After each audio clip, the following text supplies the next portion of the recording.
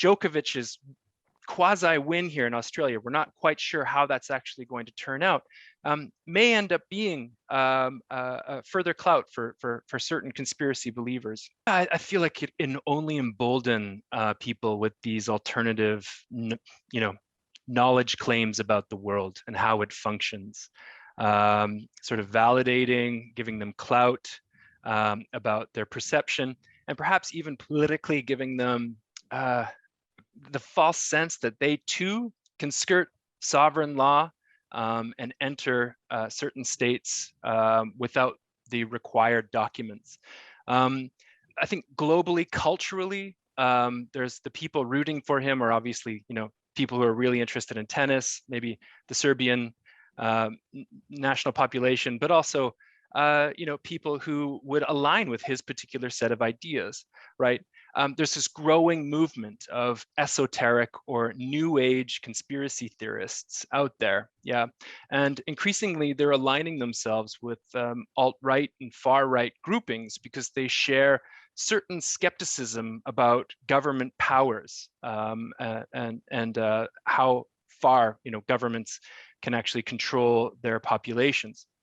And so I can only see that this would embolden certain groupings to challenge state practices, but also, give them further reasons to not get vaccinated and potentially extend the pandemic even farther than it's already been extended. We know that Djokovic feels that he can change water quality by thinking positively about it, that he's an avid fan of hyperbolic chambers, holistic cures, and larger healthy eating and meditation.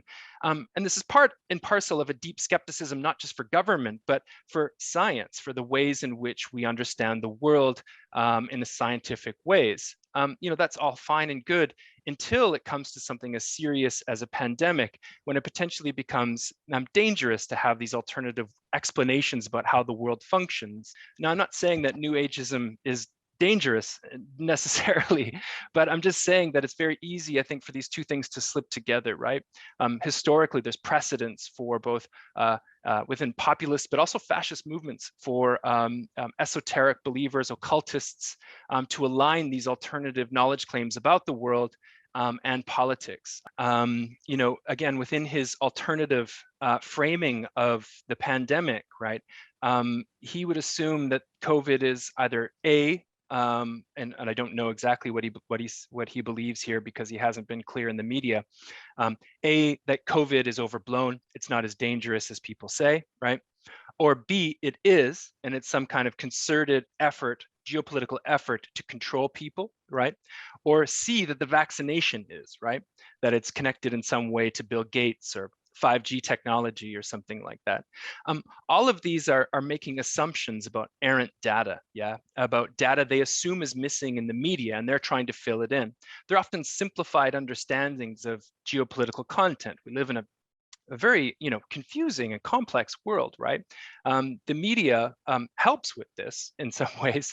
We're bombarded with all this international information about places, and what conspiracy theories do is they simplify them and they add little bits of information where there's a perception that they're missing. And what that allows them to do then is to understand the world not in its complexity, but it's in simplicity. And often going back to their preconceived ideas about skepticism, about government, about science, about elites. So they're often counter-elite knowledges, yeah, which is fine and well and something I would otherwise normally support, a good, healthy bit of skepticism. But here they're filling in the blanks a little bit too far, right? To the point where actually I think it could have detrimental effects, not directly Djokovic, infecting someone necessarily, right? But the larger sort of cultural capital that he holds, yeah, that he will potentially influence others to follow in his footsteps, whether not getting vaccinated, right, or B, trying to skirt sovereign law in various places by, either making up certain documents or claiming that they have them for whatever reason.